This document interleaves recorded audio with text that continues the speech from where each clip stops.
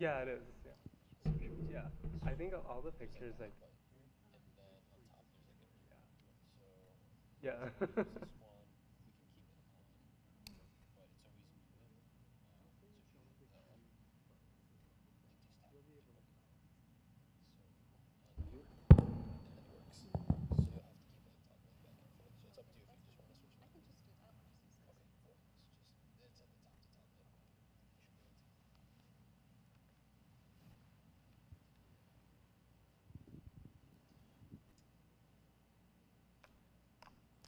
Uh, Welcome, everyone. Thank you so much for coming to this presentation called Spiritual Embrace of the Sea. You so before we dive into the content today, we will be sharing with everyone what we are attempting to explore together today. So basically, we are trying to find the intersections of three essential domains of knowledge, which is religion and spirituality, ecological sciences, and psychology and mental health. We'll have every panelist from different field of knowledge to be sharing that. And before we go on this exploration, everyone will be introducing themselves right now. My name is Arman Azmi, and I am a master's student in clinical psychology, embarking to be a therapist, and I'll be sharing the mental health portion. Assalamu alaikum wa rahmatullahi wa barakatuh. My name is Abrar Mirza. I offer some Islamic studies and training to scholars and postgraduate students of knowledge. Hi everyone, my name's Steve Kessel. I'm the Director of Marine Research at the Shedd Aquarium in Chicago. I am going to be addressing some of the scientific elements of the ecological sciences, and I just like to say that I've had the pleasure of having Armin aboard our research vessel twice now, and he's really great in the field.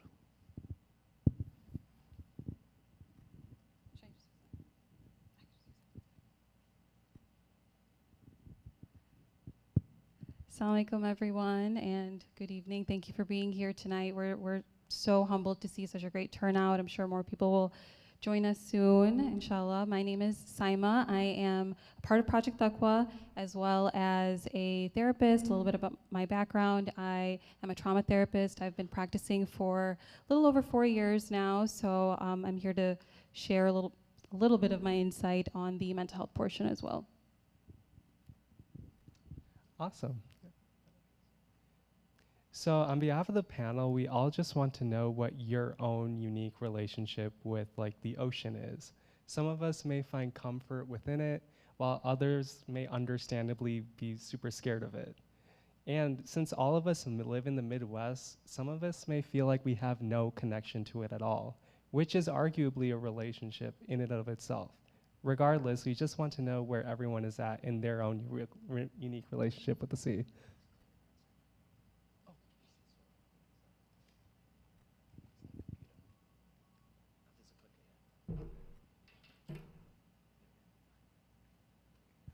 Sorry, yeah.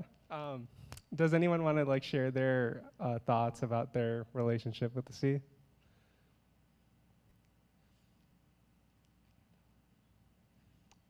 We have a sister. Did you want to share the mic, Simon? Sorry, I'm coming.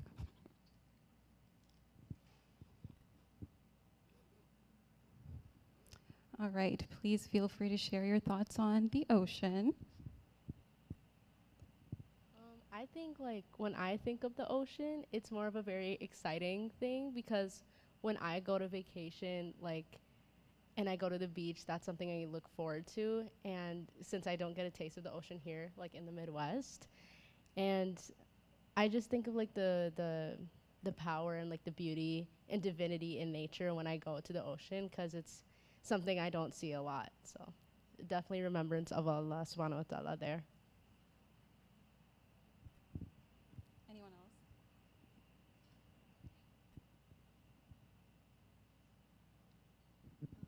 Assalamu alaikum. First of all, about the ocean, I would say how many things are in there that we don't know about. What's in there and how deep it is, and how many different creatures are in there that we don't even know about, and how deep they could live in the ocean. And subhanAllah, all the creations are amazing. Anybody else?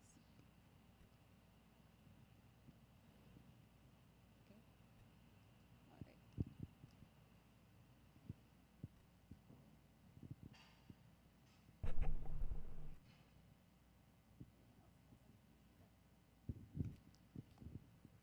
All right. Awesome. Thank you so much for sharing on the sister side. I can definitely see a lot of people find a lot of divinity and religion within spending time in nature, and how there's beauty in the unseen and what's not been discovered yet. That's really amazing. Oh, yeah. Assalamu alaikum. So me and my sister started an organization called the Deep Blue Organization, which helps advocate for captive cetaceans and porpoises out of captivity. We also try to educate the public on the relationship that the ocean has and how it's important to all of us. Assalamu alaikum, everybody. I think just my relationship with it, I find a lot of peace in the ocean. It's hard to get out there, obviously, from the Midwest, but whenever I am able to get a break or a stretch of days, I love to go out to one of the coasts, and it's just a hobby that helps me detach from a busy lifestyle, helps me reset, and then it does also ground me from a spiritual sense, where it kind of reminds me of my beliefs, my religion, and it's just a great way to connect and reset and relax.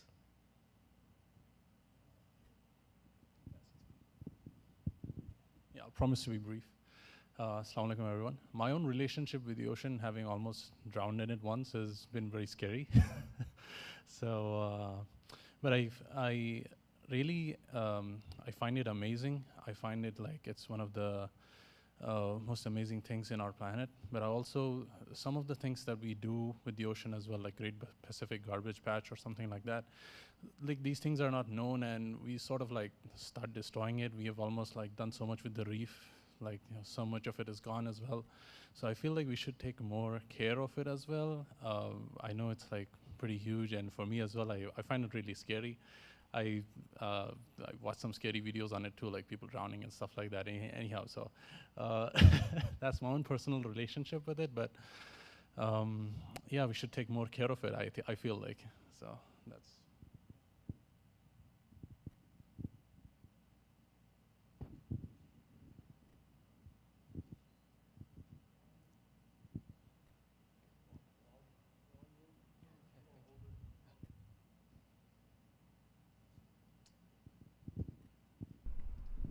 Well, thank you so much. Everyone's insights are completely valid, and it's all coming from different places. You mentioned how you're working on advocacy for cetaceans and how you find comfort within the sea, and that you've been through so much resiliency in surviving what you have in the ocean, and that's really incredible, and it's such an honor to hear that.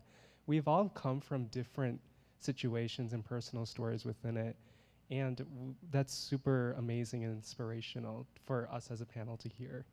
So with all of these experiences in mind, we will be exploring what the holy text of the Quran has to say about the ocean, as well as explaining the ecological properties behind it and connecting it back to our mental health, while keeping in mind everyone's beautiful narrative surrounding it.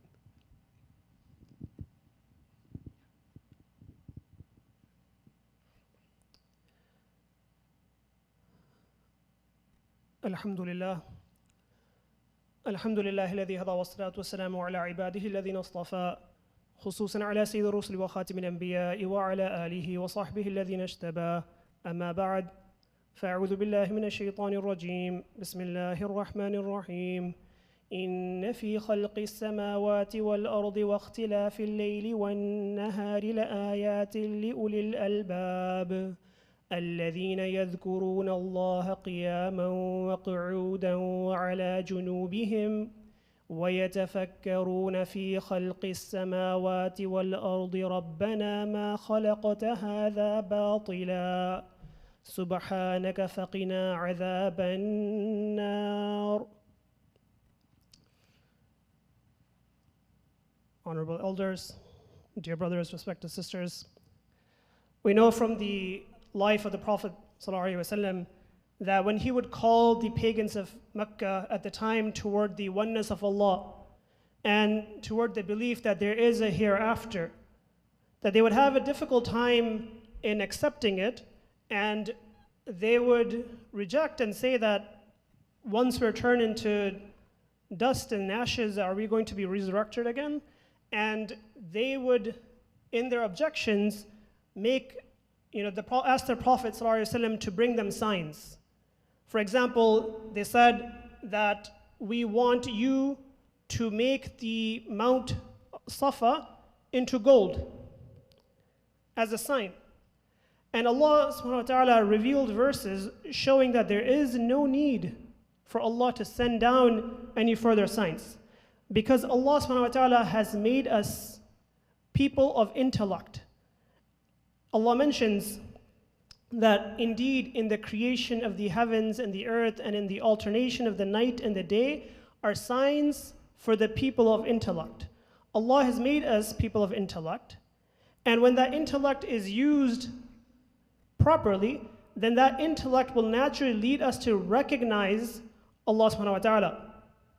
That Allah mentions, look at the creation of the heavens, look at the creation of the earth, look at the night and the day, their alteration, not just night becoming into day and day becoming into night, but just how they change throughout the year, over the seasons, depending on location. Their durations change as well. That in all of that, Allah is mentioning that there are signs. Signs for those those who remember Allah while standing, while sitting, while on their sides. That there are signs for those people who remember Allah. And Allah mentions that these people are then the ones who are saying that, oh our Lord, you have not created this in vain. That when a person is using that intellect to think about the creation of Allah subhanahu wa ta'ala, then that person will look at all of this creation and all of the signs, and they're going to come to eventually the conclusion that all of this beauty and all of this majesty of Allah's creation is not just in vain. It's not for a lack of a purpose. It's not so that we are born, we eat, we drink, we party, we die, and then that's it. That there is a purpose behind this creation, and that when there is a purpose, and then if we fulfill that purpose, then there will be a compensation for that purpose in the hereafter as well. And hence these are the people then who will recognize that this is not in vain, and then they will go on to supplicate and say that, save us from the fire in the hereafter, that grant us acceptance into Jannah. These are the people who will then recognize Allah and will recognize that there is a hereafter. So Allah mentions that there is no additional need for signs for Allah to send down. Just look around you. Look at the creation. That's sufficient of a sign to recognize Allah and to recognize that there is a hereafter. And in these creations is a sign. And one of those signs is the ocean. The ocean is just a mind-boggling sign of Allah subhanahu wa ta'ala.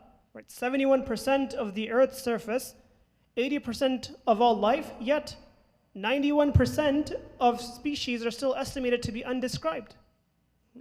That it's so vast that there are points that, for example, Point Nemo, it's 1,670 miles from the closest land.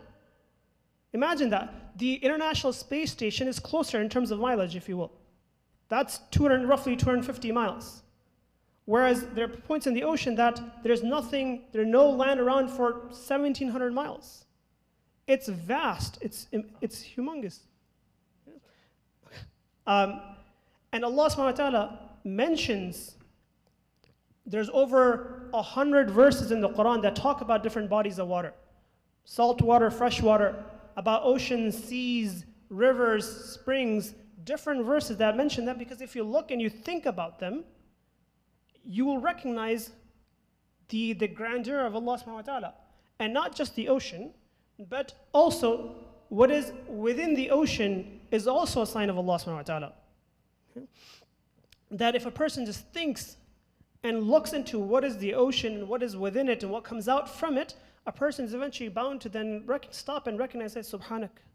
That person just says, glory be to you, Allah. Just from everything that you have created. Okay? That the amount of biodiversity within the ocean, that itself is a sign of Allah. Just like our diversity is a sign of Allah subhanahu wa ta'ala.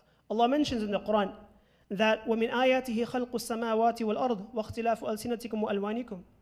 That from amongst the signs of Allah subhanahu wa ta'ala is the creation of the heavens. And from amongst the signs of Allah is the creation of the earth. And from those signs also is the differences in our languages and the differences in our skin color. That diversity amongst us is a sign of Allah. And think of the diversity amongst us versus the amount of biodiversity that exists within the ocean. It's a sign of Allah. It's meant to lead a person to recognizing Allah subhanahu wa ta'ala. And this is why in Surah Rahman, when Allah subhanahu wa ta'ala mentions various signs of this and repeatedly asks this rhetorical question of which of the signs of Allah are you going to deny? That look at this sign, look at this sign, look at this sign. What are you going to deny? And obviously it's a rhetorical question that it cannot be denied. We cannot deny it. And amongst those signs that Allah mentions to prove that, look, this shows the creation of Allah, these are signs of Allah subhanahu wa ta'ala. What are you going to deny? Allah mentions amongst those signs that which is within the ocean as well. Where Allah mentions that يَخْرُجُ مِنْهُمَ اللُّؤْلُؤُ وَالْمَرْجَانِ, that out of them come pearls and corals. That these, if you look at these creation of what is within the ocean, what comes out from it, these are signs of Allah. فَبِأَيِّ آلَاءِ رَبِّكُمَا تُكَذِّبَانِ. So which of the signs of Allah are you going to deny? That you cannot deny these. Okay? And I'll hand over to Dr. Kessel to help us understand some of these signs so that we can appreciate them more, so that for us as Muslims, that leads us to then recognizing through the creation, when we recognize the creation, we ponder over the creation, it leads us to the recognition of the Creator. Thank you. So we're going to start off talking about corals, which are one of the most important organisms in our oceans, in our tropical oceans in particular, because they're really the base level of the ecosystem. My coral biologists at Shed, they get very upset because a lot of people think that corals are either very pretty rocks or very pretty marine flowers, when in fact they are animals. They're very basic life forms. They're in the Cnidarian family, which is the same as jellyfish, so very simple organisms, but they are animals, indeed animals. So on a single colony of coral, whether that be hard or soft, you have lots of polyps, and they all have these main elements to them. They have the tentacles that allow them to grab particulates out the water and feed on those. They also have symbiotic algae that lives in their tissue. This is what gives them their color. So we see corals of lots of different colors. They're actually mainly white, and why when they get bleached and they lose their symbiotic algae and they become white. So the color really comes from a symbiotic algae, and it's a symbiotic relationship between the algae and the coral polyp. They have a mouth. As I say, they pull things out of the water, they eat it, and that goes down into their body cavity and their gut. And then particularly within hard corals, they have this skeletal structure, which is the base of the organism. Mentioning before, there are both hard and soft corals. I'm just remembering to do that. The main difference is this hard skeletal carbon calcium carbonate structure, and that's really what builds the reefs. We call the hard corals, they're the architects of the reef. They build all the structure, and it's that structure that brings all that life and biodiversity to the reef. The soft corals are different in that they don't really have that hard skeleton, and they grow either on the reef or adjacent to it. And they're the ones, if you are lucky enough to swim or snorkel or dive on a coral reef, that you'll see swaying around in the current and really looking a bit more like flowers. There's a few different types of reef. You might be familiar with some of these, and a lot of this relates to sea level change. Initially, all reefs are fringing reefs. They grow on the structure of the continental shelves and the land masses that rise from the oceans. These are the fringing reefs that are literally adjacent to shore. Then as sea level rises, the corals, they go straight up towards the sun. They're trying to get the light, so they grow up towards the sun. and then they become a barrier reef around the land structure, like the Great Barrier Reef in Australia, with a lagoon on the inside of calm water. And then eventually, if the sea level continues to rise, they become an atoll where the coral is outlining where the landmass used to be, which is now submerged, and there's a lagoon in the middle. So what are some of the benefits of coral reef ecosystems to the oceans and to humans? Well, there's many different benefits. For humans, they're really good for tourism and recreation. Multi-million-dollar tourism industries are built around coral reefs and the opportunities to snorkel and swim and experience the animals within them. It's estimated they provide around $400 billion a year to people in terms of economic benefits. That's both from tourism, also from food and fishing. Biodiversity is highest around coral reefs. It's a really big source, particularly of artisanal fishing in smaller, more remote areas. And also they provide a lot of coastal protection. I've got another slide where I'll talk about that a little bit more in a second. And more recently, we've been actually developing medicines from the reef, so there's actually some health benefits to us from those as well. In terms of that coastal protection, if you see the pictures of the fringing reefs, the barrier reefs, and the atolls, particularly the barrier reefs that are outside, even if the reefs aren't all the way to the surface, like in those atolls, they tend to dissipate the wave energy. So you have the big open oceans, you have all that fetch, all that distance for the waves to really get huge. When you have your coastal communities, well, the reefs and that reef structure breaks up that wave energy, and you have the calmer lagoons inside, which is natural coastal protection for coastal communities around there. As you see here, it's saying 97% of total wave energy and 84% of wave height is taken. However, coral reefs are under threat, and there's several reasons for that. The biggest threat to coral reefs is warming oceans in the face of climate change. As I mentioned before, you've probably heard of coral bleaching, and that's where the water gets too hot and the coral will expel that symbiotic algae. They can survive for a while without that algae. They'll go completely white. If the water temperature is cool, they can get that symbiotic algae back and they'll recover. But if it stays warm for too long, they will basically essentially starve to death because they need the energy from both the algae and the sun and the phytoplankton and zooplankton.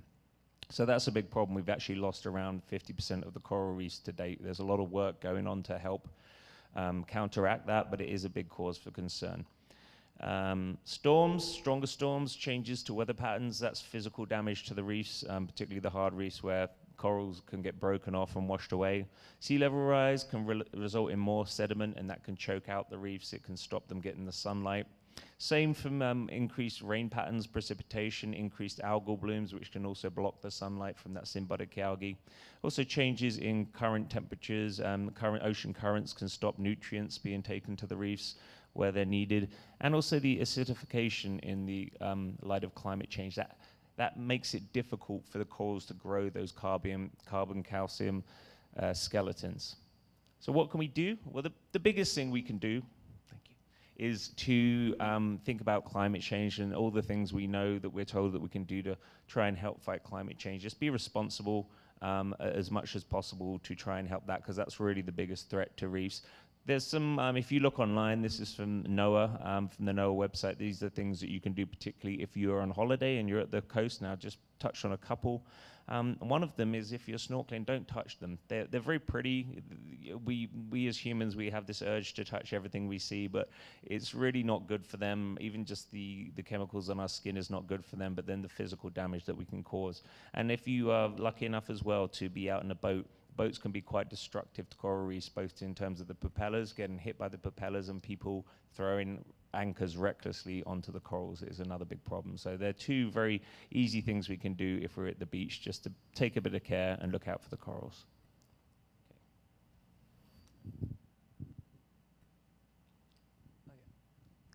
So basically, after Steve's astute analysis and Mufti Abrar's explanation of the verse in Surah Rahman, how are coral, pearl, and just coral reefs in general connected to our mental health, especially here as Muslims in the Midwest?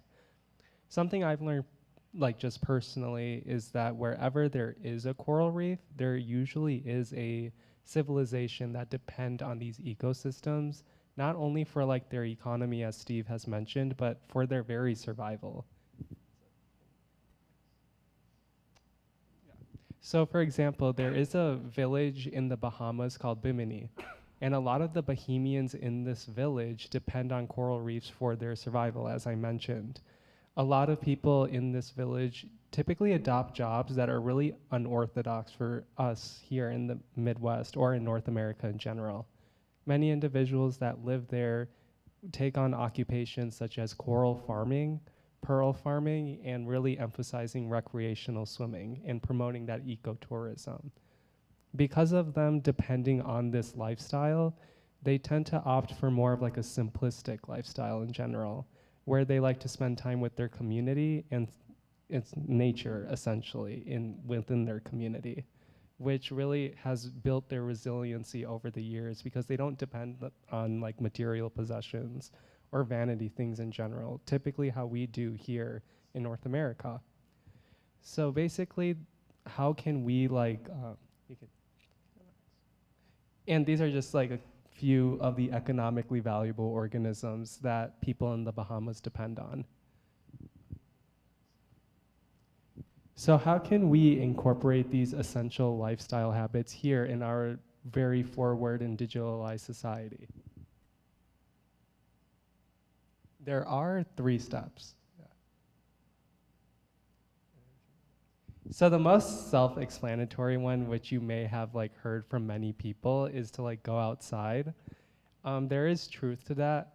Something I've learned about human beings and people in general is that we tend to fear things we may not have exposure to or that we've interacted with very minimally and we've had really negative experiences within them. Something I've heard about in Chicago from many people is that our land is essentially just the city and then just a ton of cornfields, which like couldn't be actually farther from the truth. We have a bountiful amount of ecosystems that are very lavish and beautiful. Also, going outside is a first step, but the second step actually is to learn about like the ecological properties of our ecosystems. The people in Bimini really have done this because they had to learn about how to fish properly and how to treat the organisms that have been fueling their economy with respect. For example, the picture on like the left is like a very notorious research center in which has advocated for shark conservation and has allowed them to benefit off of recreational swimming because many people in Bimini have depended on sharks to provide ecotourism essentially. Similarly, I guess in the Shed Aquarium, they do provide a lot of educational experiences for people from different age groups, from adolescent individuals in like primary schooling, all the way up until like undergraduate students. So we can really adopt that lifestyle here in the Midwest as well. And then the last step is really incorporating these experiences back to our spirituality. And spirituality, from what I've learned, is our connection to our religion. So whenever we are in the pursuit of knowledge, which is regarded within our religion, we should always remember Allah subhanahu wa ta'ala with those experiences, as well as when we are exposed to nature, that we also relate it back to him as well. And I feel like we should really adopt these characteristics because Allah subhanahu wa ta'ala did say we need to learn from other tribes, and humanity is comprised of so many different tribes, and the people who live by coral reefs live such a beautiful lifestyle that we could definitely learn from. And some ways we can do that is that there are something called ecological stewardship volunteering opportunities in which we can incorporate all these 3 steps. In Islam, there is a famous saying of how we are stewards of the earth. And basically what that means is that not only do we tend to the land we live in, but we also understand it in a very intricate manner.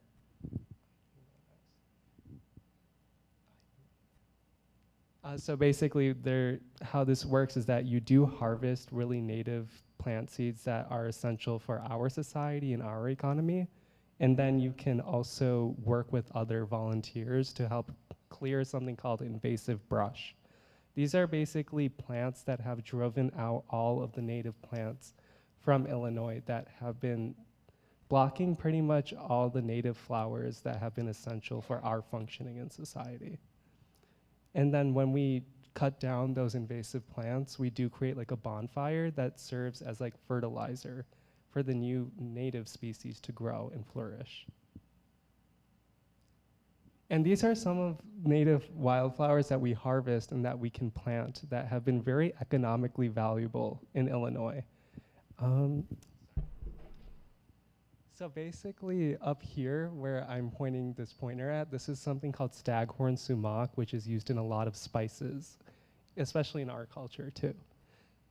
And then also on the upper right corner, sorry, I'm at a really awkward angle. On the upper right corner, this is something called elderberry, which is used in a lot of adolescent individuals' vitamins. So many of these flowers have been very economically valuable, which is similar to how corals are economically valuable to the people in the Bahamas. And yeah, you can press next.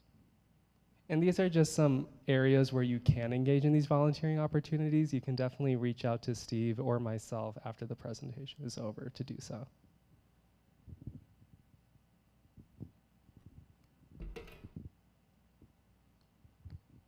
I'm going to turn a little bit so I can actually face both sides of the audience.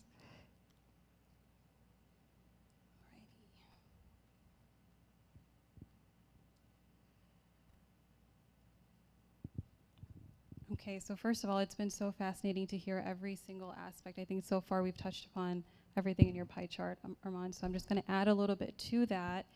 And I really just want to start off with, some of these concepts, especially coral reefs, is something that we don't hear about on a day-to-day basis. At least I don't, right? So just to hear about how we can impact how those are developing or lack of development is really fascinating. But what I'm going to do for us is actually I'm going to zoom out of the specific aspects of nature and talk a little bit about how mental health is impacted by nature in general. Something we know already from what we've heard from our esteemed speakers here is that it benefits us, right? We know that nature is benefiting us, and we also have a responsibility to benefit it. So it's a relationship, right? Just like many other relationships in our lives. It's a two-way street. We have a responsibility to connect with it, but alongside that responsibility, it's also that connection will heal us. And anything that heals us can only heal us if those healing properties are present. So that's something to keep in mind, right? In psychology, I'm sure many of us have heard these terms. We hear about how there's the happy hormone dopamine. We hear about serotonin. We hear about cortisol levels. These are very real chemicals in our brain, but there are day-to-day things, aspects that affect those hormones, right? I feel like in this day and age, they've kind of become buzzwords, but there are ways that those neurotransmitters are being uplifted or reduced, whether we know it or not. There's a ton of research on this, but the number that I'm going to stick to here is I had read that 15 minutes of time outside can reduce cortisol levels, which is our stress hormone, right? 15 minutes. We may know that 15 minutes outside reduces our cortisol levels, but how are we spending those 15 minutes outside? That's what I want to focus on, and that's where mindfulness comes in. It is important how we're spending that time. How present are we in those 15 minutes? Are we actually connecting? Are we existing alongside nature? Mindfulness is how present we are, right? How aware are we of our surroundings? The question I like to ask my clients is, on your way here, when you were coming to see me, did you notice what the sky looked like? Did you notice how many lights you passed? Do you know how many times you stopped at a stoplight? And honestly, more often than not, they don't know. And I don't know either how many lights I passed from going from home to work, to be honest, because we're so on autopilot, or we're so much in our heads that we don't really do that. So mindfulness is a coping skill. It's a muscle. It's a skill that is learned, taught, and it is practiced. The ability to be present in our environment and exist alongside nature and alongside the people in our environment is a skill. And that is and nature helps us to practice that skill, because it will bring out our natural senses. It'll bring out our ability to be like, hey, there's the sky, that's nature, there's the grass. That's why those phrases exist, right? Like, you're so angry, go touch grass, or go look at the sky, or get some vitamin D in. Those phrases exist for a reason, right? So that's pretty much the mindfulness aspect. And this is such a, like, not even a crash course. I feel like nature and mental health can be a whole presentation in itself, but I'm gonna briefly talk about this here. Connection. We know that spiritually, emotionally, mentally, physically, we all need connection, whether it's with a person, whether it's with nature. And sometimes it can be very overwhelming to connect with people. And that's where, you know, we are blessed with the environment. We can connect with the environment around us, and it can heal us. Imagine, like, using our senses, and I'm going to talk about this a little bit more in my future slide, but when we connect with nature by touching the water, touching the grass, it's giving us something back. It really is, if we are practicing remaining present. And I think the third thing on my slide is perspective shift. All right, so I'm going to put 3 and 4 kind of together. It brings us back to our purpose. So this is interesting. I feel like this is something that I think we see, is when we are in distress, right? When somebody's stress levels are higher, their anxiety levels are higher, we tend to be very much in our heads. We're entertaining our intrusive thoughts, and we have tunnel vision. The way we describe it is like when our nervous system is dysregulated, then our logic brain kind of turns off, and we have tunnel vision. So we're not really noticing the world around us. If we take a moment to notice the world around us, we're using our senses against our mind. And when we do that, it will help us, it will remind us, it'll snap us out of that distress in that moment. It'll bring us back.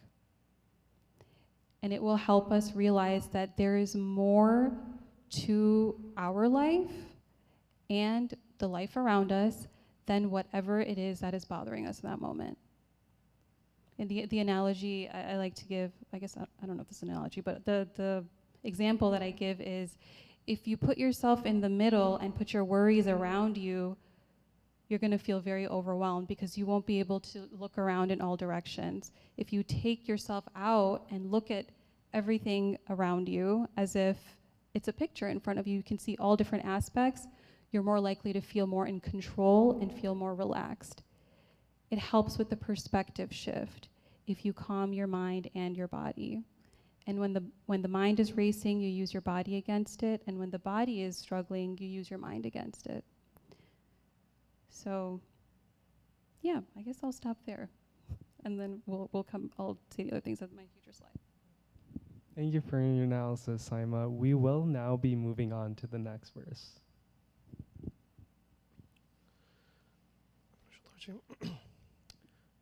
Allah subhanahu wa ta'ala mentions in the Quran, وهو الذي سخر البحر لتأكلوا منه لحما طريا وتستخرجوا منه حلية تلبسونها وترى الفلك مواخر فيه ولتبتغوا من فضله ولعلكم تشكرون. Allah mentions that He has created resources for us, and He has subjugated them for our benefit. Allah mentions, for example, that, and He is the one who has subjugated the seas for you, that you may eat tender meat, and that you bring forth from it ornaments to wear. And you see the ships plowing through it, that you may seek of His bounty and that you may be grateful.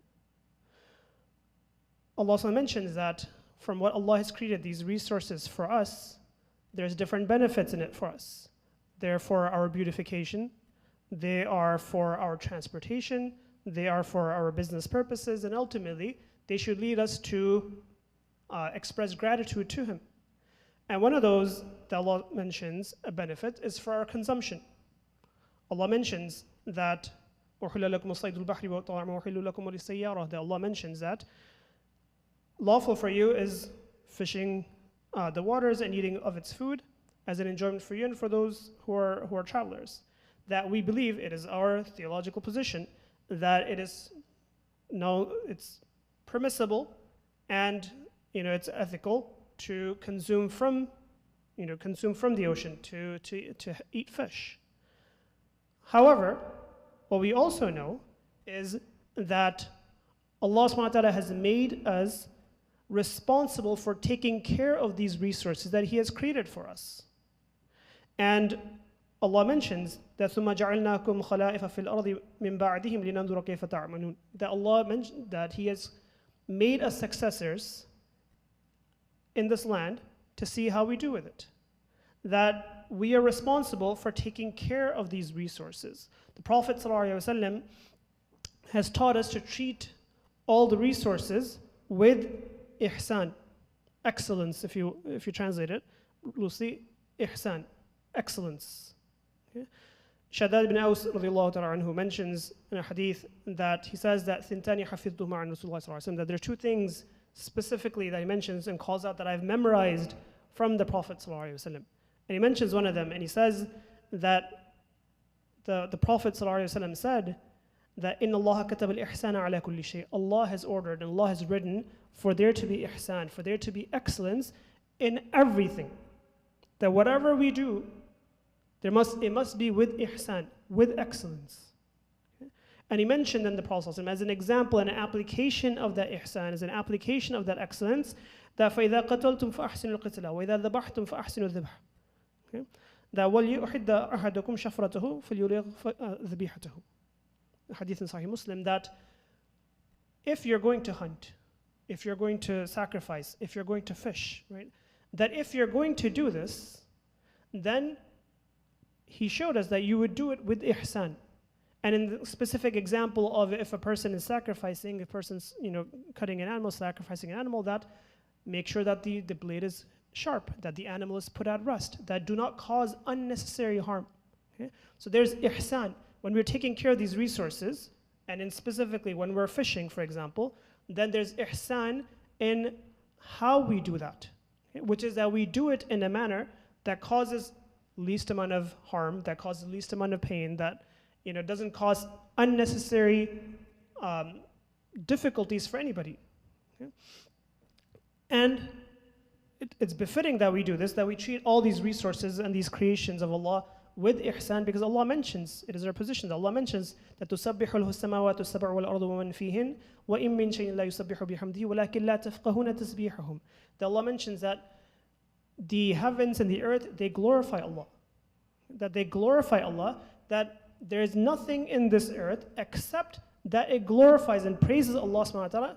However, وَلَكِنْ لَا تَفْقَهُونَ تَسْبِيحَهُمْ. But you, meaning us, we don't understand that language. We don't understand that praising. It's not exposed to us. But all of these things, they praise Allah. Okay? And these fish in the ocean, it is our position that they praise Allah. We don't understand it. But they praise Allah. And for any of these resources that Allah has created for us, we have to take care of them. And especially if they're praising Allah, then we must have ihsan in how we treat them. So if we're going to fish, then the how there is important. It must be with ihsan. It must be in a proper manner. Okay? Additionally, there's ihsan in why we do it as well. Okay? That we do it with a valid purpose, which is the purpose that Allah has allowed for us, which is consumption from it. Okay?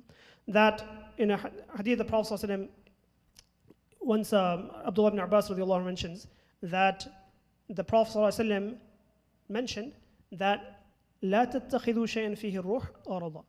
That anything that has ruh in it, anything that has spirit, life in it, that don't take it for sport, right? Don't take it for target practice. Don't take it for just trophy hunting, if you will. Don't take it for just the fun of it, if you will. Okay? That there must be ihsan, there must be excellence, there must be that level of what Islam requires from us in terms of taking care of these resources. There must be, in that why we're doing it, there must be that ihsan as well. That we do it for a valid purpose, which is for that consumption purposes. And then there's also ihsan, there's also that excellence in how much we do it as well. Okay? That Allah mentions that وَكُلُوا وَاشْرَبُوا وَلَا تُسْرِفُوا إِنَّ اللَّهَ لَا يُحِبُّ الْمُسْرِفِينَ. That eat, drink. Allah has made these permissible for it. Eat, drink. But do not be wasteful. Allah does not like those who are wasteful. So when we fish, there's ihsan in how much we do it, which is to the extent that we need it. To the extent needed. that we don't overfish, or that we don't cause unnecessary wastage, that we don't cause unnecessary spoiling of any resources that we have in front of us, that we have to take care of them, otherwise it's a waste. And that wastage leads to what Allah mentions as fasad, as degradation. That ظَهَرَ الْفَسَادُ فِي الْبَرِّ وَالْبَحْرِ بِمَا كَسَبَتْ أَيْدِي النَّاسِ. That this fasad, this corruption, this degradation has appeared in the lands and in the seas. Why? Because of what people have done. Okay, what's happened at the hands of people. So when we use these resources that Allah has allowed for us to use, they must be done, it must be taken care of with ihsan, with the excellence in how we do it, why we do it, and how much we do it. And Dr. Kessel will help us understand in terms of how we can ensure that there's sustainability in our fishing. Thank you. Yeah, fish and the ocean are an incredible resource for humans and have been for many, many years. As long as really we've been around, we've been consuming fish and other resources from the ocean. Around 30% of all, thank you. Sorry. Around 30% of the world's population relies on fish and seafood as their primary source of protein. However, over time, as a society, we've become very advanced and we've got really good at catching fish and other seafood, and technology has allowed us to mechanize these processes to where we can exploit at a much higher level than the ocean can replenish itself, which is what we're seeing a lot currently. Around 31% of fish populations in the world currently right now are exploited.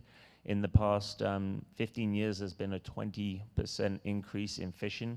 And around 30% of this fishing activity is not reported to the United Nations Fisheries Commissions, which is how we can actually regulate and better manage our fisheries.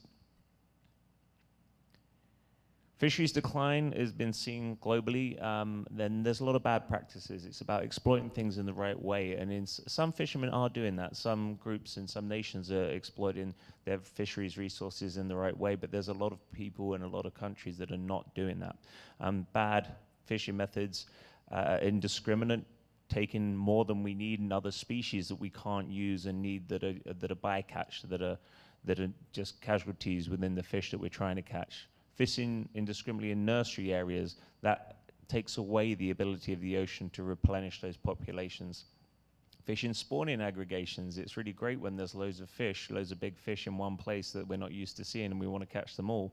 But often we found now through research that those spawning aggregations are all the adult fish from a very large area that have come together to reproduce. So not only are you hindering their ability to make more fish, we're also taking a large number of fish from a very wide area in one go.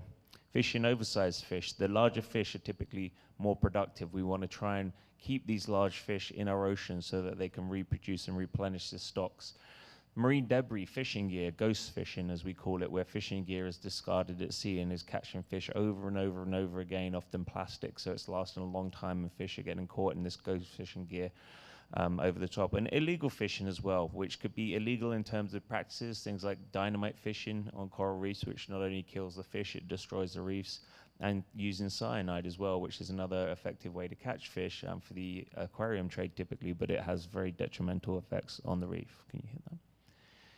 But we can be in balance with the ocean. We can be in balance with these resources, and there's a set of criteria that we need to meet and stand by in order to do this. And essentially, the idea is that we want to be at or below this thing called the maximum sustainable yield, which is this orange point in the middle. That is where we are taking an amount of fish that the population in the ocean is able to replenish year on year on year. But it really comes down also to which species we focus on. And if we can sustainably fish our resources, then there are huge benefits to us and the ocean. These include improved ecosystem health. It maintains biodiversity. It reduces greenhouse gas emissions because the ocean is able to absorb a lot more of those greenhouse gases. It allows our ecosystems in the ocean to be more adaptable to climate change. Climate change happens as warming oceans, and if the ecosystems are healthy, then they have a much better opportunity to adapt to that and come into balance with that. And also, it is economically valuable for us, but it's a great source and a very healthy source of nutrition. Can you hit the next one? And I came back to what fish can and can't be fished sustainably. There's two different types of strategy with fish: life strategy and reproductive strategy. There's R strategy and K strategy. This is very scientific at the moment, but essentially the R strategiest fish are ones that produce many offspring. They're typically spawning. They typically have a quite short life expectancy, low energy investment in the young, and a small size of the overall organism. These are animals that are typically able to be exploited more sustainably. Then we have things like sharks, which, like the coral, are very important because they're the upper point of the food web rather than the corals at the base level of the food web. They have this more mammalian life strategy, a case-selected life strategy, where they have very few offspring, they have very long life expectancies, they have a high investment in their energy investment in the young, with the idea that a lot more of them will survive. But when we start to fish sharks, their populations can decline very quickly. We found in a paper that around 100 million sharks are killed globally in fisheries, both directed fisheries to catch the sharks and sharks caught as bycatch, non-target species that are casualties of the target species or the focus on the target species every single year. And that's about 35% more than what is sustainable. And we found that over a third of sharks, rays, and chimeras, all the elasmobranchs, are currently threatened with extinction by overfishing. We've actually lost in the last 15 years about 70% of our oceanic shark species, which is very alarming. But this doesn't mean that even though they have this case-selected life history, that they can't be sustainably fished. There are examples of sustainable shark fisheries, and if we follow good morals and good practices, any marine organism can be sustainably fished as long as we stick to these morals and are responsible in how we catch and manage those fisheries and monitor those fisheries. So as you can see, the most of the sustainable fisheries currently are occurring in the US and Canada and Australia and New Zealand. And these are different parts of the world where we actually do have very good fisheries management in place. So in the US, they have it shark fishing down to a T. It's they don't take a lot of sharks. It can be a good source of protein and a good resource, but there's lots of conditions. We need proper permits. People need to have the right permits to fish and be permitted to fish. We need to have bag and size limits. This is the maximum number you can take and the maximum size you can take.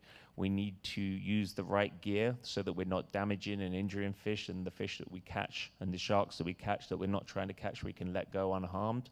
And we need to keep the fins attached, because that was a big problem for sharks when we were just cutting the fins off for the Asian market and throwing the bodies back. It's incredibly wasteful and not in line with what we should be doing in terms of exploiting or using these marine resources. We need to know what the species are so we can let the endangered ones go, and we need to report the catch so we can monitor it over time and ensure that we are maintaining sustainable fisheries. And for you guys, if you want to try and be more responsible in your seafood consumption, Monterey Bay Aquarium has this wonderful website, and there's even an app you can download for your phone. And there, if you're at the supermarket or in a restaurant, you can type in the fish's name, and it will tell you whether that is a sustainably sourced fish and whether that's something you should be eating, because if it is sustainably sourced, that's great, and it's a great source of protein. But if it's not, maybe we should be avoiding that and decreasing demand on those overexploited species.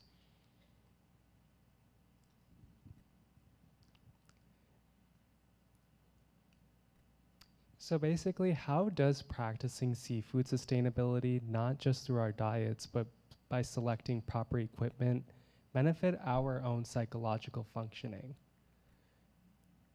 And the idea is delayed gratification. And this is a concept that is very important for human beings to be able to sustainably live themselves at a long-term period. This is the ability to abstain from our impulsive behaviors of instant gratification, which is engaging in behaviors that will give us instant pleasure, in order to achieve a more positive, everlasting outcome.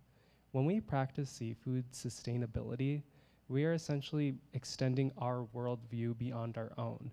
This is a very important function for human beings, because we do share the planet with other communities, not just human communities, but communities of animals and plants as well.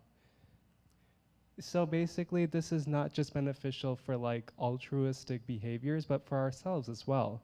If we practice seafood sustainability and mindfulness-based diets, we are enhancing other areas of our life. We can practice better study habits. We can even practice our patience with others and our interpersonal connections, which could make us live a much more meaningful and satisfying life.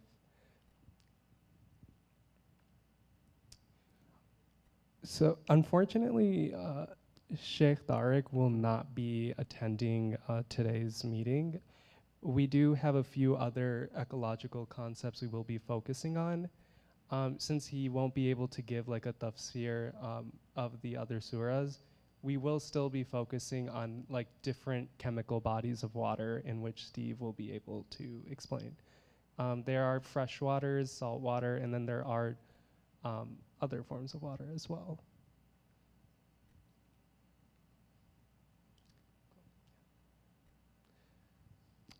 So basically, there are freshwater lakes and saltwater oceans, and there are other ecosystems that many people don't focus on, essentially. These are called estuaries, which are a mix of brackish and which are a mix of freshwater and saltwater, which is known as brackish water, as Steve will explain further. And in order to visualize our ecosystems better, it is better to relate it back to us as human beings. There is a concept called biophilia. That means that we human beings naturally find comfort in nature. It explains why in stores you may find a lot of child toys that are stuffed animals. It is very telling how human beings like to sleep with an animal, a very vulnerable state. Additionally, when you do buy honey at a store, it is stored basically in like a bear. And that just shows that we find affection in nature in general.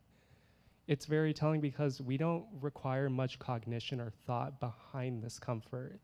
It may show that our soul is yearning for nature and that there is a connection between the soul and the natural world around us.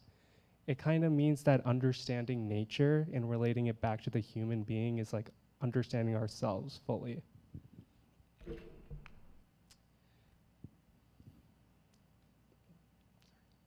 So basically, just to help visualize the different bodies of water on the planet, the brain is essentially like the ocean. The brain kind of controls everything in our body, the way we move, our behaviors, pretty much everything we do on a daily basis. And that's similar to the ocean, as Steve will explain.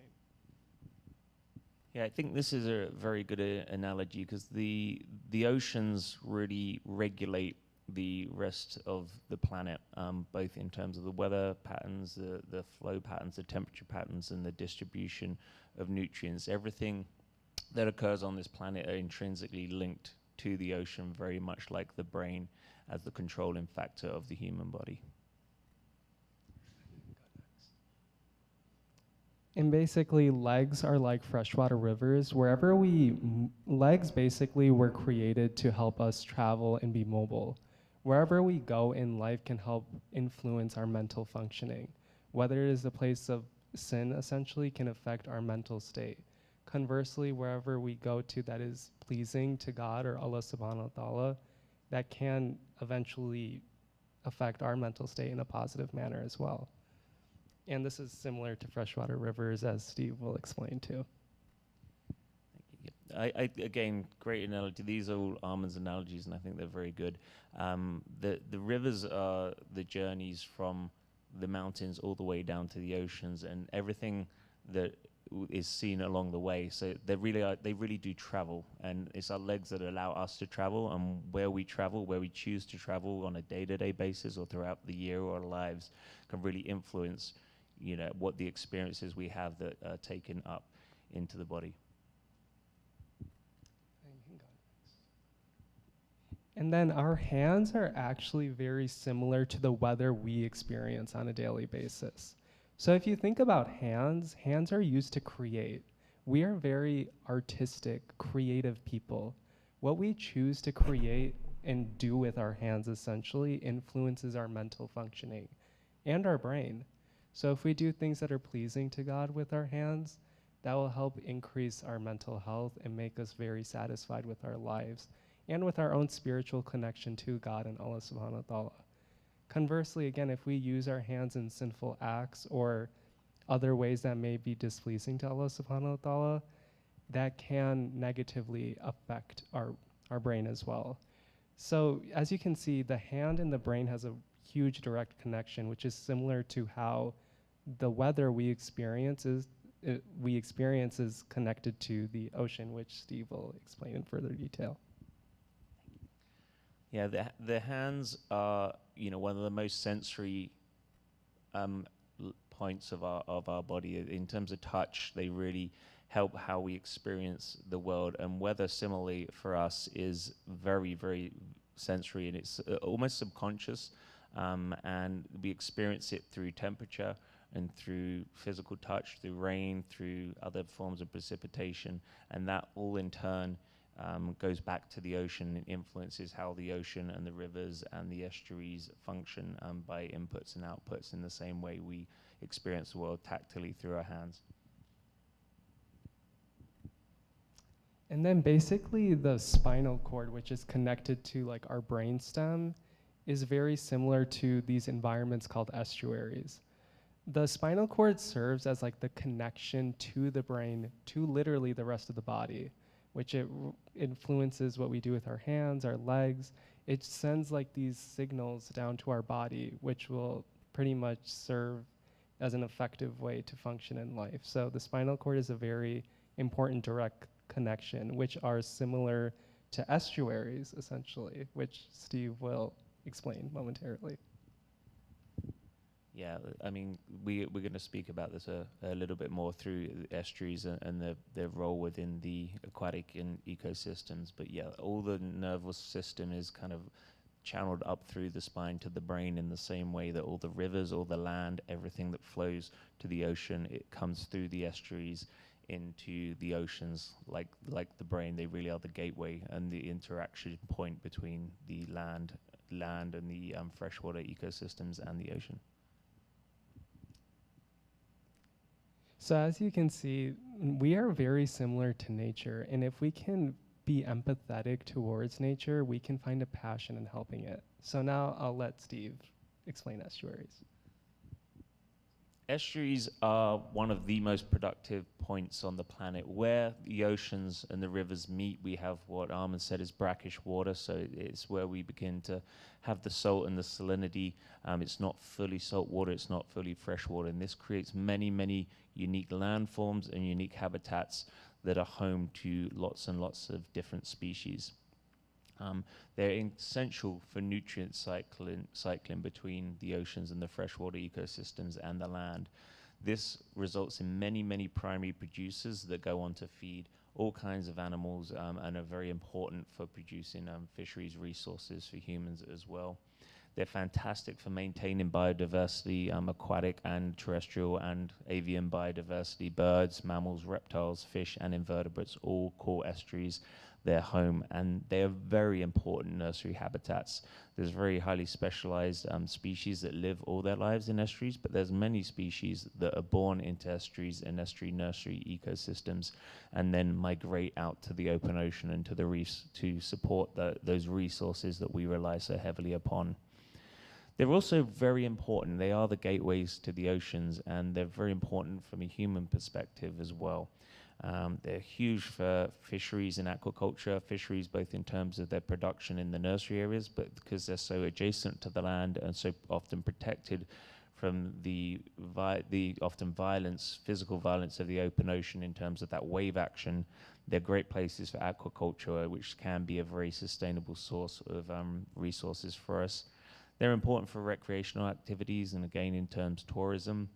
Ecosystem services, filtering, they are like the livers of the freshwater and marine ecosystems. They absorb a lot of toxins and nutrients through various different sedimentation processes. They help clean our water and provide cleaner, healthier water for us. They're very important for flood and storm protection, and also huge areas of industry, many of the largest ports allowing transportation of goods and services around the world, highly connected to and facilitated by estuary ecosystems. One of the most important estuary habitats that can occur are mangrove forests. These are incredibly productive areas. They offer protection from for juvenile fish, from larger fish, a lot of structure, a lot of places for shellfish to grow on the mangrove roots, also for purifying the water through the root system, helps to purify the water and keep it clean for all the animals that call them home. And much like the coral reefs, they provide lots of important coastal protection. Mangroves are often removed in coastal areas for tourism developments. They restrict access to the ocean. People like sandy beaches. They don't often want mangroves. They can be associated with mosquitoes, which, as we all know, can be quite annoying, but they're incredibly important not only as habitats, but for storm protection. This is particularly true in tropical areas where we have typhoons or hurricanes and we get that storm surge. They really can absorb a lot of that storm surge and help in terms of coastal protection. So basically, how we are still a little removed from estuaries, as we are at the lower end where there's a lot of rivers and freshwater lakes. But nonetheless, we do share many ecosystems that are very similar to estuaries, because estuaries, as like Steve has mentioned, there is a little bit of like a river or lakehead that encounters like the sea. So we do have many rivers and lakes in Illinois. There's been many times where people like to kayak in estuaries. There's a lot of ships sailing through it. In Illinois, you can definitely get in touch with your basic senses, as Simo will be mentioning soon, by going out onto the water and really just getting to know your local ecosystems. But if kayaking or any physical recreational activity isn't something of interest, simply sitting by a body of water is definitely beneficial in getting in tune with your spirituality and just learning more about yourself.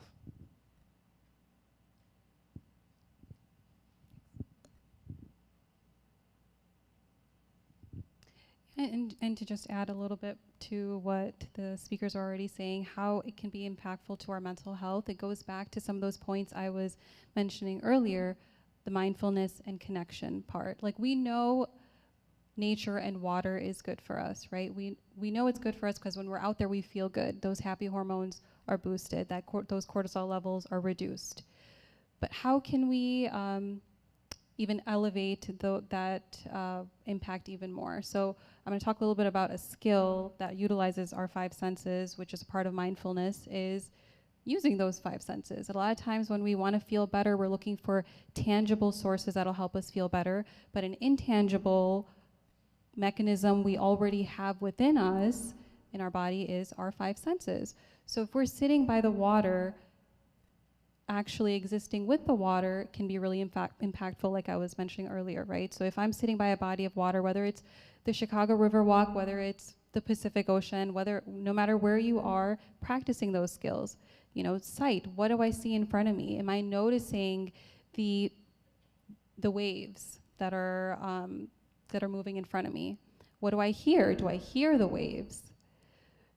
What do I smell? Do I smell the fresh water, or do I smell something else? Because that may also be an indication of how well that relationship between us and nature is actually progressing. So what do I smell?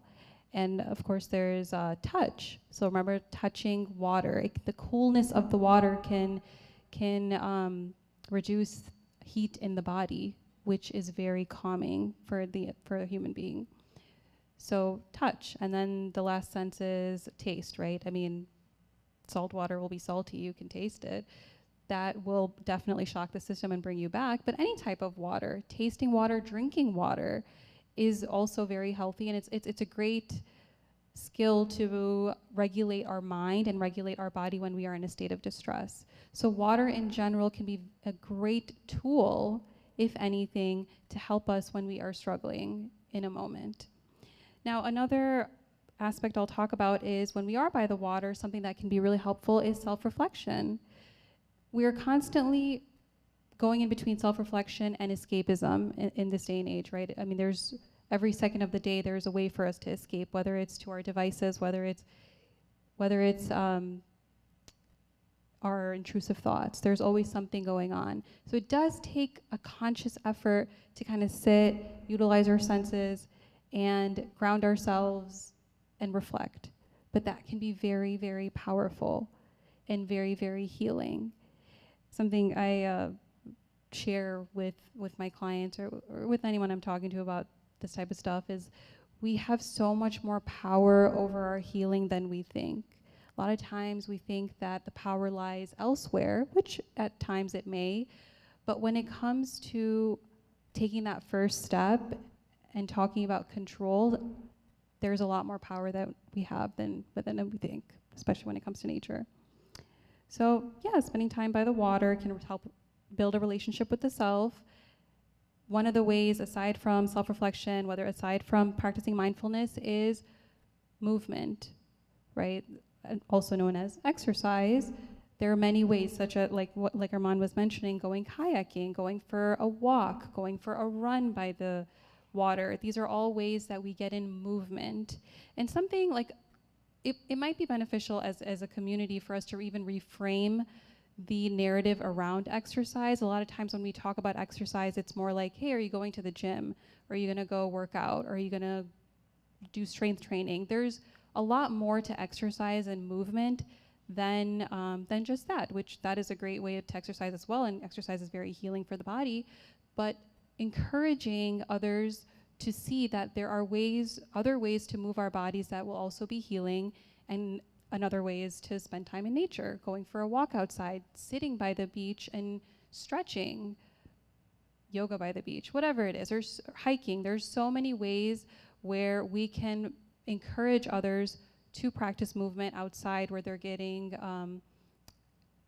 equal amount, if not more, benefits from it. So that can be a great way to reframe that narrative. And also just like language matters, I would say, around exercise. Instead of, like I was saying, instead of being like, hey, are you going to the gym? Instead of that, asking like, are you doing anything to move your body? Are you getting any type of movement in? Which can open up a lot more doors for people to see that they can heal in other ways and take care of themselves in other ways. And it ultimately comes back to how are we utilizing these resources that are available to us, whether it be the water, whether it be grass, whether it be the sky, whether it be flowers. All of these are resources that we have a relationship with, that we're trying to build a connection with. And if we open up those doors, then people will feel, including myself, will feel encouraged and will feel like it's okay and it's possible to build that relationship and help it help us. So yeah. Thank you so much, Saima. We do have like one last like topic we will be covering. There is a natural phenomenon in the world where visibly it looks like the Pacific and Atlantic Ocean are having difficulty like mixing essentially, but Steve will be educating us on what's actually happening here, and the fact that it is mentioned in the Quran is another sign of Allah subhanahu wa ta'ala's divinity. So I'll hand it off to Steve right now.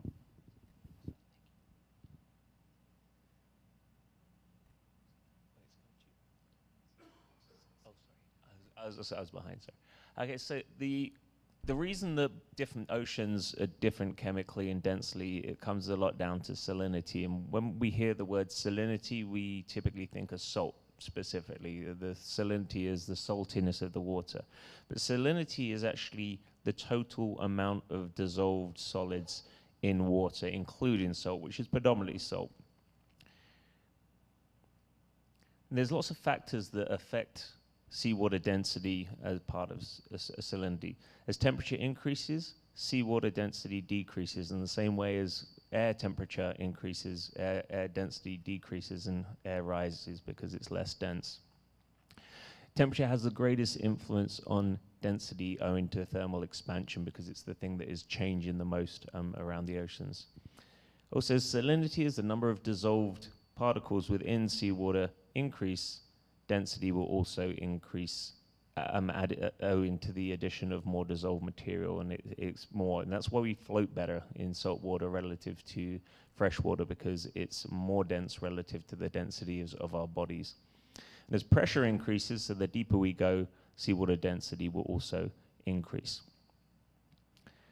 The two oceans in question, the Pacific Ocean, it's the world's largest ocean. It accounts for more than half of the Earth's ocean space. It also has the Marianas Trench, which is the deepest part of the ocean over 11,000 kilometers deep. Sorry, 11,000 meters, 11 kilometers deep, which is very impressive. It's the Earth's largest geographical feature, and it was named in 1520 by Ferdinand Magellan, who was the first person to circumnavigate the globe. Conversely, the Atlantic Ocean is only around half the size of the Pacific Ocean. It's a lot more shallow than the Pacific Ocean, and it has a lower average depth. The maximum depth being in the Puerto Rican Trench, which is still over 8 kilometers. If we look at the salinity in of oceans across the world, basically the bluer colors are less salinity, less density, and the redder the colors is more salinity. And we can see that the Atlantic Ocean is naturally a lot more dense and saline than the Pacific Ocean, and this impacts mixing. So there is mixing that does occur in the Pacific and Atlantic Ocean. It's really around Drake's Passage, which is at the very southern tip of South America, and the very northern tip of Antarctica. It's a very high flow area on the circumpolar current.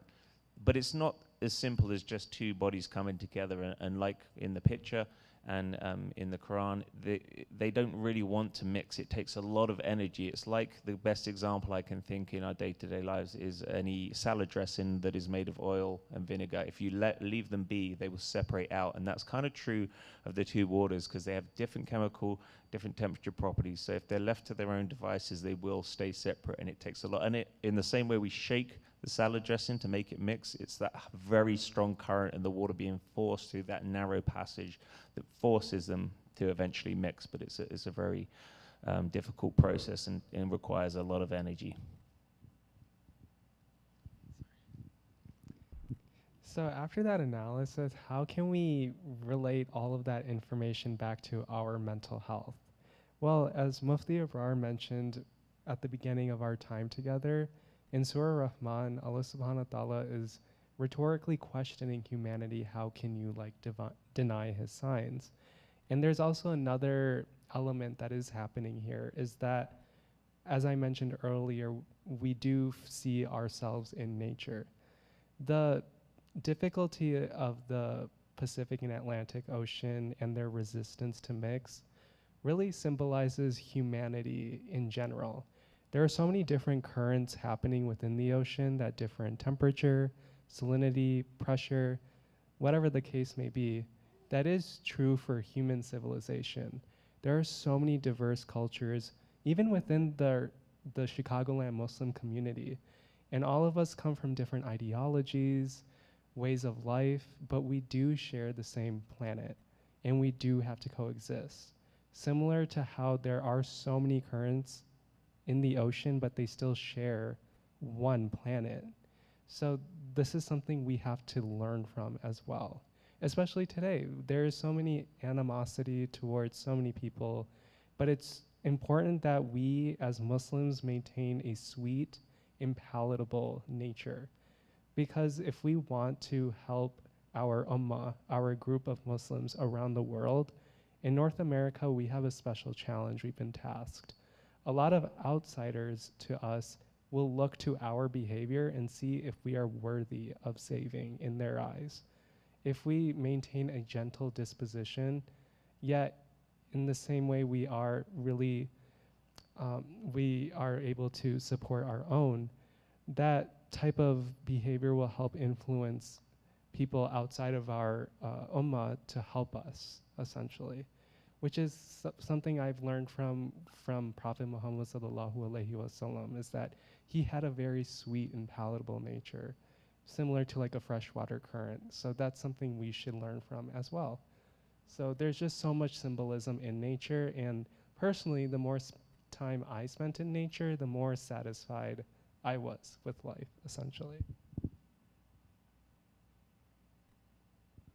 So given the remaining time we have together, what are your own interpretations of the content we discussed? As behalf of the panel, not only are you learning knowledge, but we are learning so much from you. So we all just want to know where your thoughts are at right now.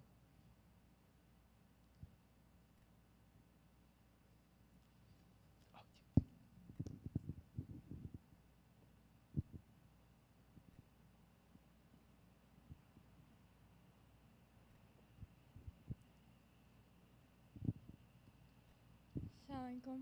I would say that my interpretation would be that knowing the effects of how we treat our nature is important how we treat ourselves.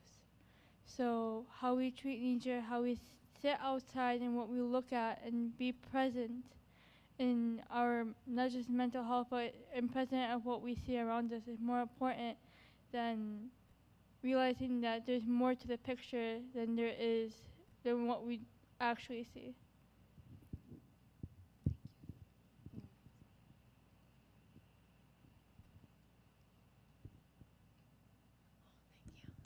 Assalamu alaikum. That was a very good reflections upon like the two C's meeting.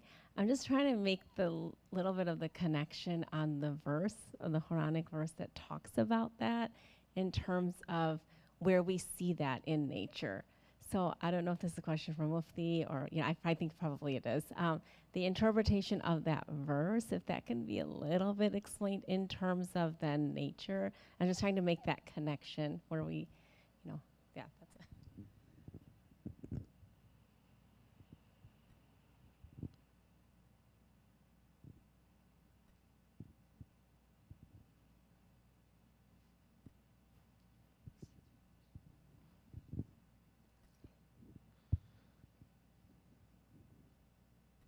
Allah subhanahu wa ta'ala has mentioned various different signs in the Quran. And if you go back to kind of where we started from, right, it was this idea of, as mentioned that, tafakkaru fi khalqillah, right, that ponder and think about the creation of Allah. We are told and advised that we should be thinking and reflecting over the creation of Allah, because from that we recognize Allah. These signs that Allah has mentioned are ones that, and the purpose for them mentioning them is that they're clear signs, right? They're not vague. They're not ones that like require you to really figure it out. They're open in front of you. Right? Like if you think about just what's everything that is out there, the ones that talked about in Surah Rahman, or this one specifically, that Allah mentions that, look, here's this mass body of water, and what happens when you mix water together, water swirls around, you can't tell this is the water that I just poured, and this is the water from before, it just all mixes together. But everything happens, and everything behaves in accordance with the command of Allah. So when Allah has decided that this water should meet, it will meet. And where Allah has commanded that this one is going to be different, and this one's going to be different, and they're not going to meet, then they're not going to meet, right? Where they can come up, two liquids can come up against one another, yet Allah said, this is your line. You stay here, you stay here. And in a way, like to kind of tie it to how Arman has been doing, and Sister Saima has been doing, is that if you kind of think about it, for ourselves, like Allah has created resources for us, as we talked about. Allah has given us so many blessings, our eyes, our hands, our feet, our tongues, our ability to speak, our ability to see, our ability to hear, so many of these things.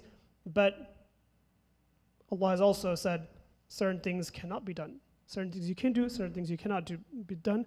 There's a line, right, that we're not meant to go past. So if we just think about these signs themselves are actually very obvious and easy to understand. But the more you think about it, and the more you think about it, like the more and more and more of the lessons you can derive from it and the connections you can make from it. And not just in terms of recognition of Allah, but also in a way of just how do we connect with Allah, and how do we improve our spirituality in terms of how do we improve our behavior and just overall commitment to what Allah has mentioned as well.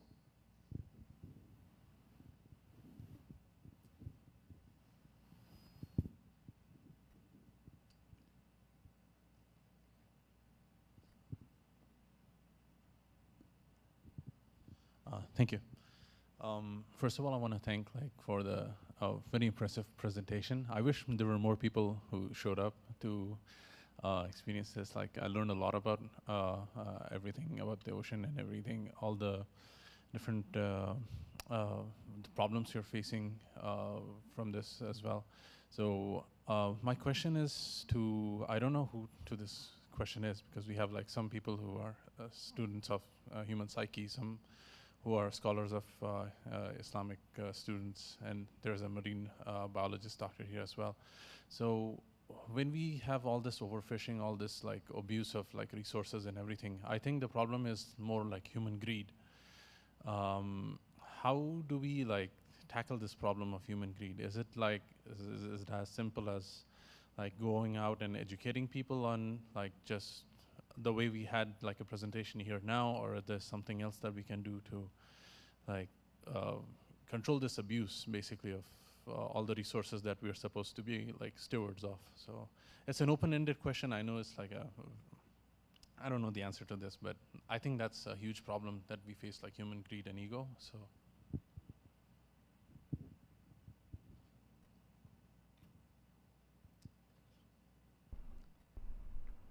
So yeah, I think we're moving on to question and answer, and that's a fantastic point that you bring up. And going into like understanding nature and the properties behind it, such as taking classes and stuff like that, does help with nature, because if we just remain ambivalent on not understanding nature, we won't really get to the first step of helping it. Recycling is a great first step, but we have to actually understand what's happening, which is what we're doing here today. And Steve will give more of an explanation of how we can help stop the abuse we are doing. And then if Mufti Abrar wants to do that as well. Yeah, thank you. That's a really great question. I recognize within the question that a lot of the information I provided in particular was pretty negative and sounded like everything's doom and gloom and it's Armageddon. We are moving in a better direction with many things, including climate change, which is the big one. But fisheries is a huge one, and the more recognition and the more awareness of the general public, the better chance we have for political will to try and move that needle towards a better scenario for using those resources more responsibly. A lot of it is a social problem and a systematic problem throughout the industry, where it's not necessarily the greed of the fishers that are actually catching the fish. It's a necessity of them to catch more fish than they maybe should, because they're not being paid fairly for the fish that they are catching, and they're trying to support their family.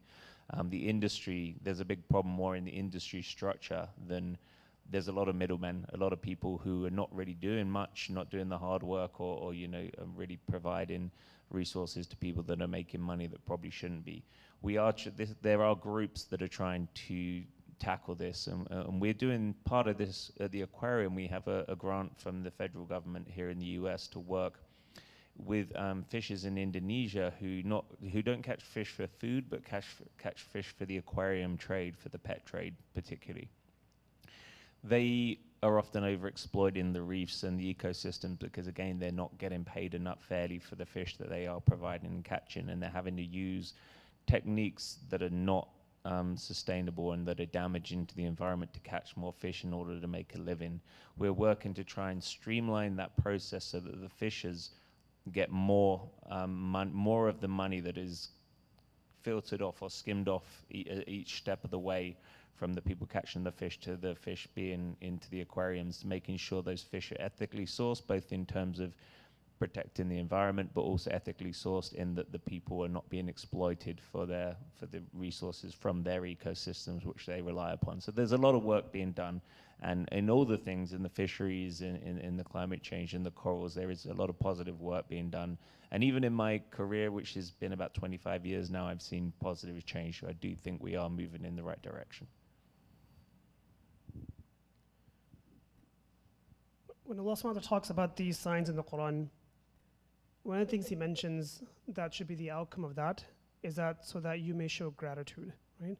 That when we recognize these blessings and we recognize these resources that Allah has created for us, we're meant to then show gratitude. Okay?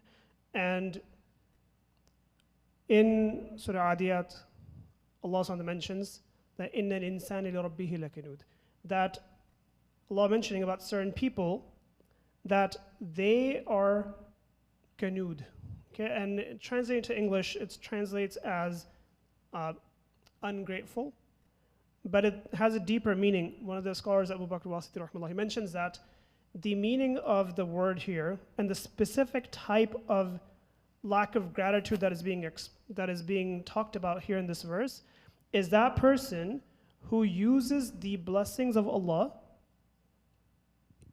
in a manner that is contrary to the rules and the laws of Allah.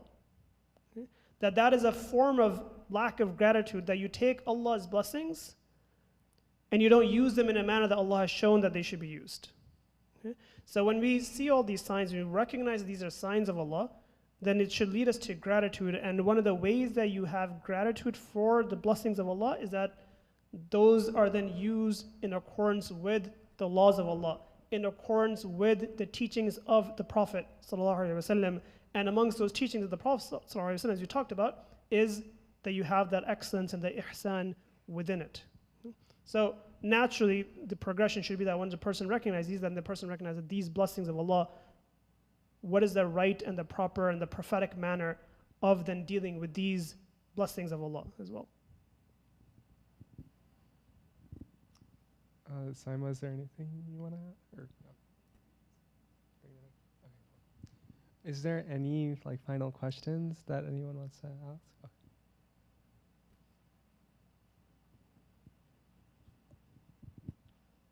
Assalamu alaikum. This is kind of regards to being conscious of where we are, just in general. Obviously, children are kind of like the future of just everyone, the future of humanity. And a lot of us in this area are probably pretty young, so future parents, inshallah. What is something that we can kind of implement to our children and to parents that are here as well? What is something they can do to help them become more conscious, whether that's with Islam or just their daily life, being connected with nature, as you guys were talking about? Again, open question, not really any right answer, but that's the question.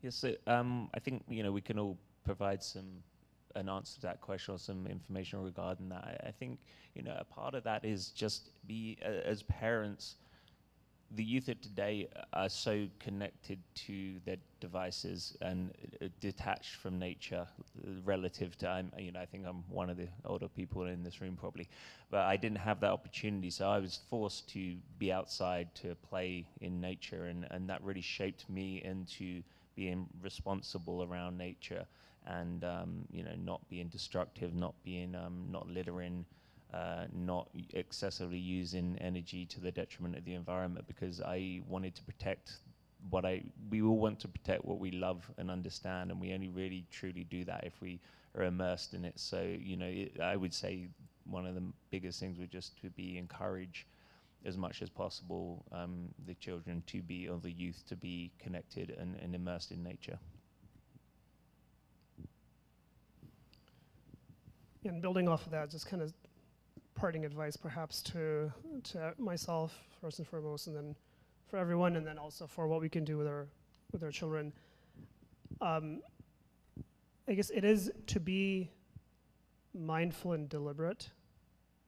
So, and it doesn't require, if you can take your kids to the ocean, if you take them out to the seas, that's great. But in general, if we expand this broadly, just within the creation of Allah, as we've been talking about, right? The ocean is it's one of the marvelous creations of Allah that it can be very easy to do this, but even if somebody doesn't have that ability, cannot go out somewhere, just here, just around you, step outside, just look at the sky, look at the clouds, look at the trees, look at what it is now, what it was a few months ago, what is going to be in a few months, just everything that is around you, everything that is within us, right? All these creations, if you just think about them and you encourage your kids to think about them and you encourage them to think about, you say, okay, the body functions in a certain manner, the mind does this, the trees, the leaves change color, and this happens, and you just maybe see certain things. We say, but stop, like, think about the beauty. Like, if Allah had wanted, it would have been all the same throughout. One of the signs Allah mentions in the Quran multiple times is look at the earth. Like, Allah gives it life, and then Allah causes all the things to die, and then Allah causes them to come back to life. Just the things that happen all throughout the year. That if we can go to these places, and we can go out to the seas, we can go to the ocean, we can look and we can just marvel and study about them and observe them, wonderful. But if you can't, there's plenty around us and there's plenty within us that if we just, for our own selves and for our kids to say, look, we know before I can even realize what I'm thinking, the words are kind of coming out of my mouth, and how does that work? Like, who made that? Who created that, right? And we think, and you just have the kids just marvel at the creation of Allah, and it will increase them in their belief and their strength of their iman as well. And that's what I would just encourage myself and for all of us to do with our families or our kids, is just use what's already around us and within us, and just recognize Allah through it. Tafakkaru fillah. Think, or tafakkaru fi khalqillah. That think about the creation of Allah, and it will lead you to the right step. These were all great points, and I'll keep it brief. In order to instill, I guess, the future generations, as you mentioned, younger kids, inspiration to help the world, the cornerstone of psychotherapy, dealing with clients, is instilling hope. I understand life is not black and white, and life will continuously have its problems, because in Islam we believe this world was created imperfect and it is temporary. But it is important to instill in our children that we acknowledge that there is chaos happening, but that there's still hope for things to get better. And this is something instructors can relate to and therapists can relate to. This is what we do, and this is what we should do for our children, is instill hope, because there is no black and white. Things are not completely terrible, things are not completely perfect, but we have to have motivation to keep trying our best. Okay, I guess I'll bring the point home with any behavior or any perspective that we want to carry over to our future generations. It starts off with modeling that behavior, right? Modeling that behavior and speaking that perspective. So if I want my future children to have a relationship with nature, I have to have a relationship with nature first. And that starts off with education, that starts off with awareness, and for me to learn about it first, build that relationship, and then modeling that relationship. That's the first thing I would say, is modeling. And the second thing I would say is, to build any healthy relationship, it starts off with, or especially in parenting, it's quality time, right? How you spend that time with them is very important. That's what sticks with them.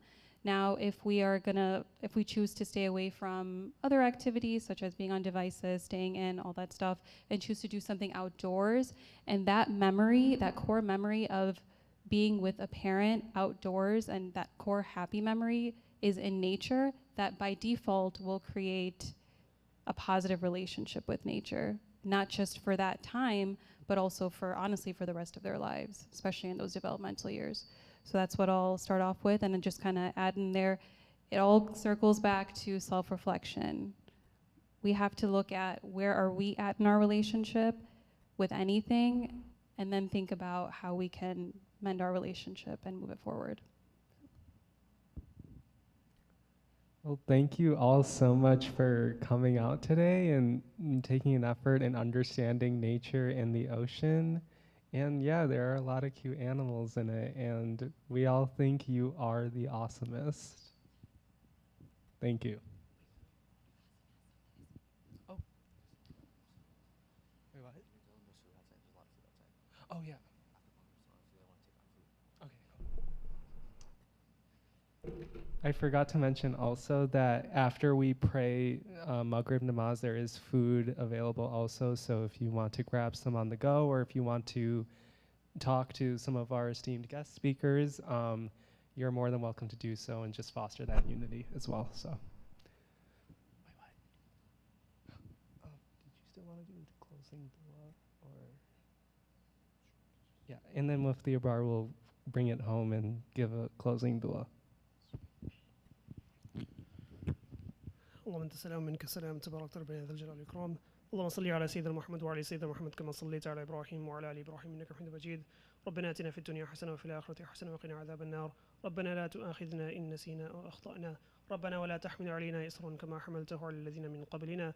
ربنا ولا تحملنا ما لا طاقة لنا به واعف عنا واغفر لنا وارحمنا أنت مولانا فانصرنا على القوم الكافرين. ربنا هب لنا من أزواجنا وذرياتنا قرة أعين واجعلنا للمتقين إماما. Ya Allah, we ask that you accept this program from us, those who have contributed, those who have helped, those who have planned, those who have attended, that everyone who contributed toward this program, Ya Allah, we ask that you reward them for it. We ask that you make it such that they see the rewards in this life and that they see this in the hereafter. We ask that you allow us to be good stewards, or that you allow us to take care of those things that you have made us responsible for, that we use your resources and your blessings in a manner that you're content and you're happy with, and that we ask that you allow us to fulfill the rights of people, that you allow us to fulfill the rights of animals, of fish, of the planet, of everything that you have put rights of theirs over us. We ask that you allow us to fulfill their rights. وصلى الله على خير خلق محمد وعلى آله وصحبه أجمعين. استجب لنا رب العالمين برحمتك يا أرحم الراحمين.